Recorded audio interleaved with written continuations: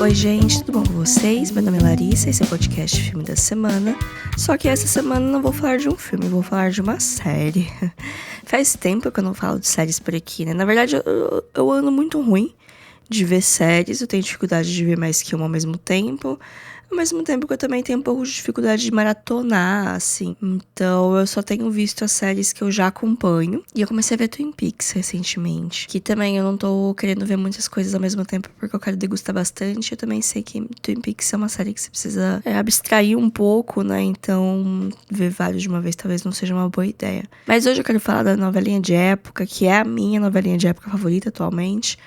Que acabou a terceira temporada recentemente, vai ter uma quarta. E eu acho que é um bom momento pra indicar pra vocês, porque eu gostei bastante da terceira temporada. Eu lembro de ter gostado da segunda, apesar da primeira não ser lá aquelas coisas, mas ainda assim é uma novelinha de época bem gostosa, do mesmo criador de Downton Abbey, que é A Idade Dourada, ou The Gilded Age. Antes de falar da série, queria dar alguns contextos temporais, principalmente queria falar de Julian Fellowes, que é o criador da série. E eu acho que ele é uma pessoa bem interessante, assim, porque ele é um britânico de 76 anos, que na verdade nasceu no Egito, porque o pai dele era diplomata. Ele nasceu numa família aristocrática. Não é nobreza, tem diferença, né, entre realeza, nobreza, aristocracia, burguesia e classe trabalhadora, classe média.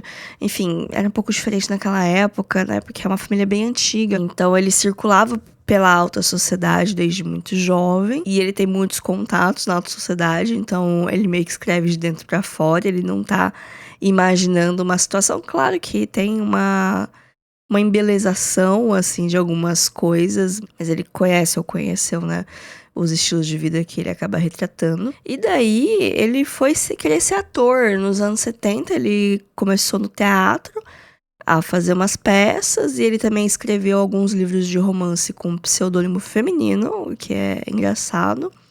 E aí, tava dando certo essa carreira na Inglaterra, e daí ele resolveu se mudar para Los Angeles para tentar a vida em Hollywood.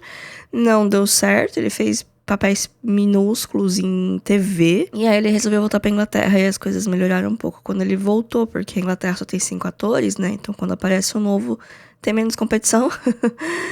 Ele começou a fazer algumas coisas, ele escrevia algumas coisas, ele participou de alguns filmes aqui que é bem nichado. Inglaterra tem muita coisa que não chega aqui direito. Tem uma outra coisa que eu até conheço de nome, mas é bem nichado. Até que em 2001 ele escreveu um filme que chama Assassinato em Gosford Park. Eu não sei se vocês já ouviram falar desse filme, eu já assisti, eu acho um filme bacana.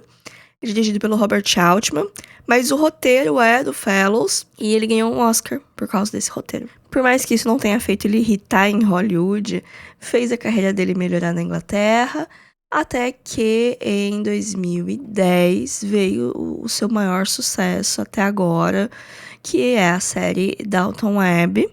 Uma série de época que elas passam no começo do século XX. Downton Abbey é o nome de uma propriedade rural fictícia em Yorkshire, na Inglaterra, onde mora uma família de nobres e o batalhão de empregados que mantém a propriedade. E ela tem essa dinâmica de upstairs, downstairs, que é um gênero britânico sobre dramas de famílias nobres e seus empregados. Então, por isso que é upstairs, né, o pessoal que vive na parte de cima da casa, e downstairs, o pessoal que vive na parte de baixo da casa. Downton Abbey é uma série que eu gosto muito. Ela teve 6 temporadas entre 2010 e 2015. A partir da segunda temporada, todas tiveram especiais de Natal. E depois houve 2 filmes. Um pra concluir, depois teve um outro que eu não assisti ainda, que é A Chegada no Cinema. E vai ter um terceiro filme pra fechar agora, quem sabe, todo o arco, que eu acho que chega ou é no final desse ano ou ano que vem nos cinemas. Então, assim, é um sucesso. É uma série que já tinha muitos atores conhecidos no começo e que lançou muitas pessoas também que não eram tão conhecidas na época, mas que ficaram com a série, que tiveram carreiras deslanchadas. Ela é meio infame por atores pedindo pra sair da série, porque começou a aparecer outras oportunidades, uns projetos maiores, pessoal que ia aproveitar a onda. E aí o escritor simplesmente matou os personagens ao invés de, sei lá, dar uma desculpa pra ele sair e poder voltar, não. Tem uma temporada que rola um massacre, assim, morrem uns 3 personagens importantes, não de uma vez, mas meio que um seguido do outro. E assim, é terrível pra quem tá assistindo e gosta dos personagens, mas enfim, eu acho que eu já superei. Como Downton Abbey é uma série britânica que precede a era dos streamings, não tem nenhuma marca americana que é dona dessa propriedade intelectual. Então não tem um streaming assim que é dono da série. Então ele meio que transita por vários streamings. Tinha uma época que tava no Prime, agora, se não me engano, tá na Netflix, eu acho que no Globoplay também. Mas pode sair a qualquer momento e pode aparecer em qualquer momento em outro lugar, depende dos contratos, né? Mas agora dá pra ver nesses 2 lugares pra quem interessar. Mas hoje eu quero falar com vocês sobre a Idade Dourada, ou The Gilded Age, o projeto mais recente do Fellows, que estreou em 2022 e está em andamento. Já tem 3 temporadas e uma 4ª temporada confirmada, e é uma original HBO Max, então é lá e apenas lá que vocês vão encontrá-la. Mas antes de falar da série também, queria dar um outro contexto, que é o período da Idade Dourada, né? Esse termo, The Gilded Age, ele é usado para caracterizar um período muito específico da história norte-americana, que é o final do século XIX, assim, entre 1870 e 1900, que foi uma época pós-Guerra de Secessão, que o sul dos Estados Unidos estava todo ferrado, né, que eles perderam a guerra, enquanto o norte prosperava. Foi um momento de estabelecimento da sociedade americana para se tornar o que a gente conhece no século XX, né? Se tornar a potência econômica e cultural que ele acabou se tornando. Ao mesmo tempo que é um período muito importante de formação mesmo, porque tinha muitas coisas acontecendo. O dinheiro estava correndo, né? Porque os Estados Unidos é um país muito rico, um país também bastante desigual, né? Mas a gente não escuta falar tanto isso. Mas o dinheiro estava correndo, principalmente por causa da industrialização também, né? Então, estava começando a surgir os barões da indústria, os barões das ferrovias, né? Porque o país estava começando a ser marcado por ferrovias para ligar, né, os lugares, porque é um país muito grande. Tava tendo a corrida do ouro pro oeste, então é a mesma época dos faroestes. Ao mesmo tempo que ele também é contemporâneo com a época vitoriana na Inglaterra e com a Belle Époque na França. O termo Gilded Age, ele surgiu na década de 20, como uma referência ao título de um livro do Mark Twain, que não é um dos mais famosos dele, mas surgiu num tom um pouquinho debochado, assim, não debochado, mas não necessariamente querendo falar que foi uma era de ouro, mas tipo, é uma era de ouro, sabe? Porque foi uma época de prosperidade, de começar umas pautas progressistas, mas ao mesmo tempo também foi uma época onde as desigualdades se agravaram. Foi uma época onde chegou muitos imigrantes europeus, principalmente com essa promessa, né, que os Estados Unidos estava se construindo, então era um lugar que você podia ganhar dinheiro, podia fazer um nome. Algumas pessoas conseguiram, mas assim, proporcionalmente não foram tantas pelo fluxo de pessoas que chegaram, e também a origem de alguns vícios políticos e sociais que seguem até hoje. Muitas das coisas da sociedade que a gente é hoje, como um todo, né, claro que com os detalhes de local a local, foi formado e foi construído e tem ecos do que estava acontecendo no século XIX. Foi um período muito importante, assim, para as coisas estarem como elas estão. Tem um período bastante importante para estudar também. Agora vamos falar da série. Assim como Downton Abbey, ela tem uma data de começo bem marcada, apesar de não estar ancorada num evento em si, que Downton Abbey começa com o naufrágio do Titanic. Aqui Gilded Age não começa com nenhum grande evento histórico, apesar de ter coisas históricas acontecendo, mas ela começa no ano de 1882. A gente tem a nossa protagonista, ou pelo menos no começo ela meio que é a protagonista, a Marian Brooke. Ela é uma jovem que mora na Pensilvânia com o pai. O pai dela tinha muito dinheiro, mas perdeu tudo. Agora eu não lembro porquê, mas não importa também. E ele morre. E aí deixa ela órfã, deixa ela sozinha, deixa ela quebrada. E aí ela resolve se conectar com as irmãs do pai, né, suas tias, que elas moram em Nova York, e elas são parte da alta sociedade nova-iorquina, né? Então eles conversam e ela vai morar com elas, porque, né, ela é uma mulher solteira, sozinha. Só que a Marian, ela é meio... uma síndrome de protagonista de novela das seis, sabe? Ela é tão bonitinha, ela é tão galera, ela é tão legal, ela é tão boazinha, que ela é bem sensal, assim, ela é meio tonta, ela é meio ingênua, né, coitada. Tanto que na hora que ela tá pegando o trem pra ir pra Nova York, ela, não sei o que acontece, que ela perde a mala e perde a passagem. Ela se envolve numa pequena confusão ali, quem ajuda ela é a Peg, que é uma mulher negra que tava lá. Ela se formou na universidade recentemente, porque na Pensilvânia tinha uma das primeiras universidades voltadas para pessoas negras, né? Isso é meio que uma questão, talvez seja uma resposta do Fellows para as críticas que ele recebeu em Downton Abbey, porque simplesmente não tem uma pessoa negra naquela série. Mas enfim, no começo da série, a Peggy, ela parece bastante um Tolkien, assim, tipo, ai, olha, existiam pessoas negras na alta sociedade nova-iorquina e tal.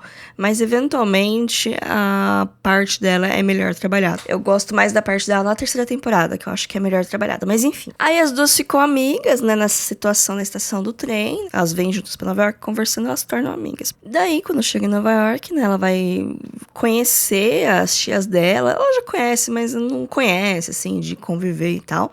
E as tias dela são ninguém mais, ninguém menos que a Cynthia Nixon, de Sex and the City, que faz a Ada, uma mulher mais velha, solteirona, que mora com a irmã, a Agnes, que é interpretada pela Christine Baranski, e de Mamma Mia e muitos outros filmes.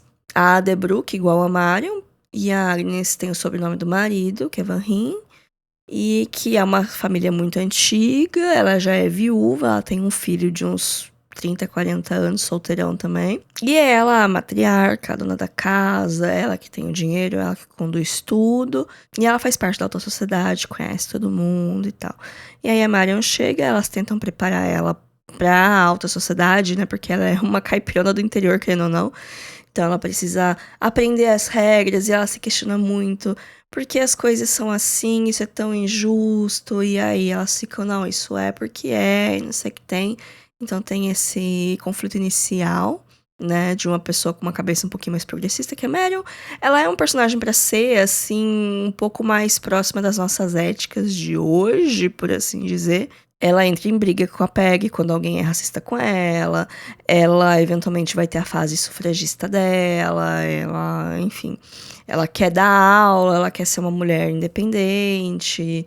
Ela quer ter uma carreira dela, ela quer fazer as coisas dela, ela não quer ser uma esposa pra ficar trancada em casa sendo um bibelô. Mas tudo isso com a energia de uma protagonista de novela das seis. Na primeira temporada, como é muita coisa e muita gente, eles focam mais em duas linhas narrativas principais, que é a história da Marion se organizando e se entendendo e entrando na sociedade, entendendo como esse mundo funciona, ao mesmo tempo que ela tem um draminha rolando ali, porque tem um advogado que cuidou do espólio do pai dela e que ajudou ela na época que o pai dela morreu.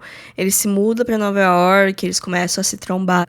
Eles começam a ficar de namorico ali, mas você sabe que tem alguma coisa esquisita nas intenções dele, por assim dizer, né? Então tem esse draminha acontecendo.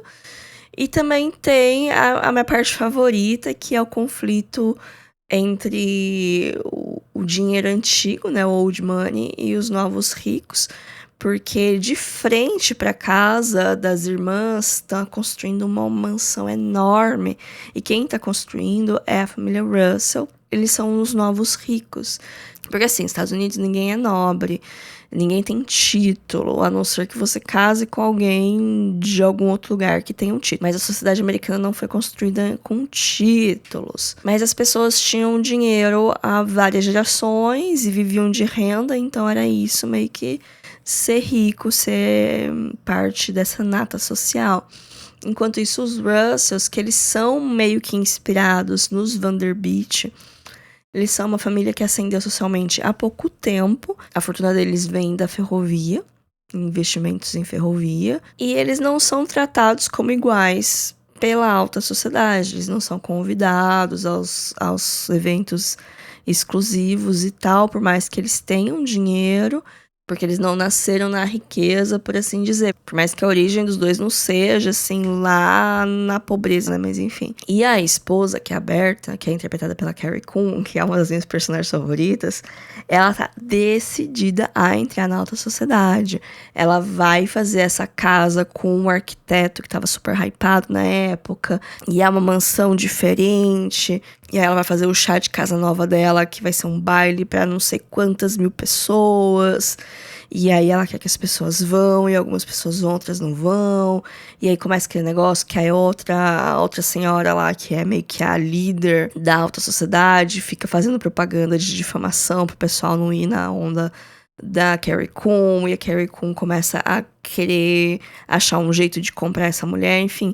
Tem esses dramas que eu gosto bastante, assim, porque eles são, pra mim, extremamente supérfluos, mas pra esses personagens são a vida deles, sabe? Então, que nem eu falei, é uma novelinha, gente. Eu acho engraçadíssimo como os riscos, eles variam muito de isso aqui não é um problema, mas a série faz se tornar um problema.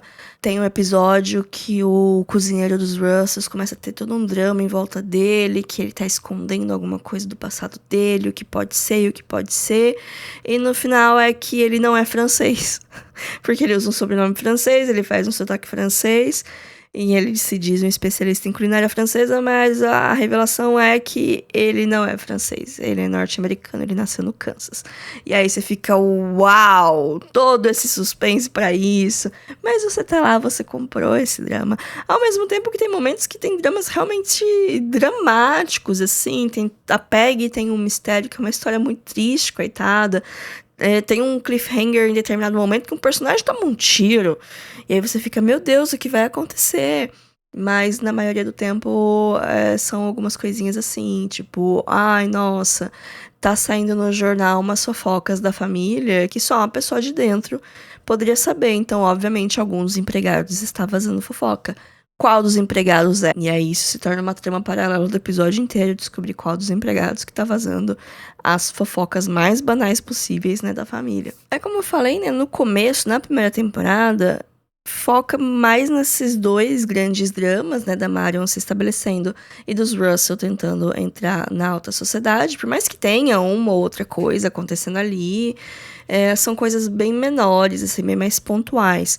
E aí, conforme vai passando o tempo, vai tendo as outras temporadas, eu percebo que a participação da Marion diminui um pouco, ela continua como uma trama principal, continua acontecendo coisa na vida dela, mas os outros coadjuvantes, eles vão crescendo muito mais, assim, até pra ocupar mais espaço.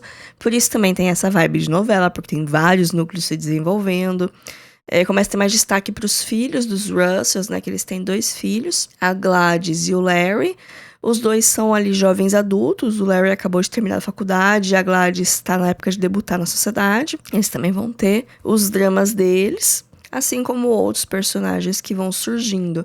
Alguns personagens são inspirados em figuras da vida real, e alguns têm o nome, né, das pessoas que inspiraram, que nem a senhora Astor, que é a líder da alta sociedade. Ela é baseada numa pessoa de verdade que chamava a senhora Astor. A senhora Fish, que é a que faz os bailes, também é uma pessoa real, que também era uma pessoa que ficava organizando festa e querendo que as pessoas se divertissem fazendo essas coisas. Tem o bigodudo lá que o Nathan Lane faz, que ele é meio que um guru. Na verdade, ele é meio que um juiz da moral e dos bons costumes, que define o que é certo, o que não é, o que está na moda, o que não está. Também é uma figura real, também tem o mesmo nome que agora eu também esqueci. Existem alguns eventos reais, né, que os personagens participam. Por exemplo, teve algum momento que é antes da inauguração da Estátua da Liberdade, e antes disso, algumas partes dela ficaram em exposição na cidade. Então tem um momento que eles estão no Central Park e tá lá a mão com a tocha em exposição. E ficou lá um tempo, isso aconteceu de verdade. E também traz um pouco de perspectiva, né? Porque você só vê uma mão com uma tocha e ela é gigantesca. Eu achei isso legal, porque eu gosto muito de fatos completamente aleatórios. Outra coisa legal que eu acho que é mais explorado nas temporadas mais recentes, principalmente na terceira, não lembro tanto na segunda, mas na terceira eu tenho certeza, que é também a alta sociedade das pessoas negras, que existiam pessoas de classe média alta e pessoas ricas negras, mas elas meio que viviam numa alta sociedade à parte, né? Era uma época que tinha uma segregação muito grande, mas eles existiam. Mas essa lida com algumas outras dinâmicas, né, que tinha nesse núcleo. E aí, gente, é isso, né? É gente rica, com roupas muito bonitas, em salões muito bonitos, conversando com sotaque muito chique, sobre problemas que não são problemas. Enquanto os empregados estão correndo para cima e para baixo para prover tudo, mas também empregados muito bonitos, com roupas muito bem alinhadas, que também eles têm essa vida de morar na casa, não sei como é o salário deles, mas eles sempre estão muito felizes e muito gratos com a situação que eles vivem, apesar de sempre ter um outro que tem uma ambição diferente, uma vontade de fazer uma vida diferente para ele e tal, que vê aquela ocupação como um fato temporário, mas é uma minoria. E é isso, como eu falei, os dramas às vezes são muito básicos, às vezes são coisas muito pesadas. Eu gosto que na terceira temporada tem uma subtrama de casamento com nobreza inglesa, que é uma coisa que já foi falada em Downton Abbey, né? Porque a família de Downton Abbey é um conde, que ele é casado com uma herdeira americana, né? Esse foi um casamento de conveniência porque ele precisava de dinheiro, porque ele estava falido, ele tinha o título, mas ele não tinha o dinheiro. E naquela época era moda, né, a alta sociedade norte-americana mandar as meninas para casar com herdeiros de títulos que precisavam de dinheiro. Então unia o útil com o agradável e principalmente dava um título, né, a pessoas que nasceram numa sociedade onde não tem tantos títulos assim, né? E enquanto Downton Abbey as coisas acabaram bem, assim, porque o casal se dá muito bem, você vê que eles gostam um do outro com o tempo, eles aprenderam a se amar. No Era de Ouro tem um outro casal que é meio que juntado desse jeito, meio que contra a vontade da moça, e é meio triste, assim, ver ela tendo que fazer isso, ela não queria fazer isso e tal. Ela fica chorando o casamento inteiro e é meio triste, assim. Vamos ver os desdobramentos, porque isso é uma coisa da terceira temporada. Ai, não tô dando spoiler, gente, assim, eu tô falando coisas que talvez façam vocês ficarem interessados em assistir. Então tem que contar uma coisa ou outra, né? Mas não falei quem casou. Se eu faço quem casou, aí seria um spoiler. Tem muitos personagens que vão aparecendo e que vão tendo mais participação, assim. Se você viu só o começo da primeira temporada e achou meio chato, esse é o sinal pra talvez você continuar, talvez deixar a primeira temporada, assim, de fundo, enquanto você janta, enquanto você faz alguma coisa, pra depois ver as outras, que eu acho as mais legais e tal. Pode ser. Eu vi a terceira temporada, assim, jantando, arrumando umas coisas. Eu não tava com a atenção 100%, confesso. Mas eu gostei.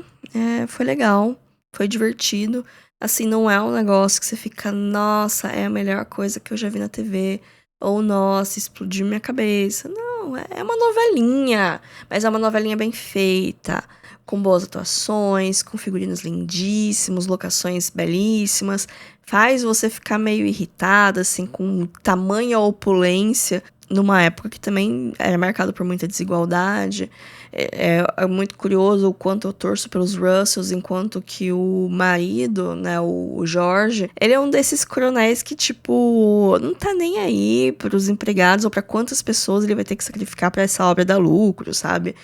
Ele tem vários momentos que acontecem acidentes nas estradas de ferro que eles administram, ele vai tentar jogar isso para debaixo do tapete para não ter uma má publicidade, para as ações da empresa não caírem. Ele tenta abafar muita greve, né? Porque é uma época que os sindicatos eles estão se crescendo e solidificando e fortalecendo. E ele fica querendo abafar e querendo sabotar qualquer tipo de união entre os trabalhadores e tal. Então, assim, ele é uma figura no mundo real terrível. Mas na série tem todo o rolê e tal, porque ele e a esposa dele tem uns relacionamentos mais saudáveis da série, porque parece que é o único casamento que não foi de conveniência, então parece que é o único casal realmente apaixonado, né? Então ele se encaixa nesses ideais românticos que a gente tem, né? Só que ele é uma pessoa horrorosa, mas ele trata a mulher dele muito bem, com respeito, e aí, né, as pessoas são muito complexas. Mas enfim, eu acho que é isso. Eu espero que tenha feito vocês ficarem com vontade, ou pelo menos com curiosidade, de saber mais da série. Espero que vocês gostem. Por hoje é só. Me acompanhem no Instagram, @filme.a.semana, no Blue Sky, @lalariland, ou você pode falar comigo pelo e-mail podcastfilmedasemana@gmail.com.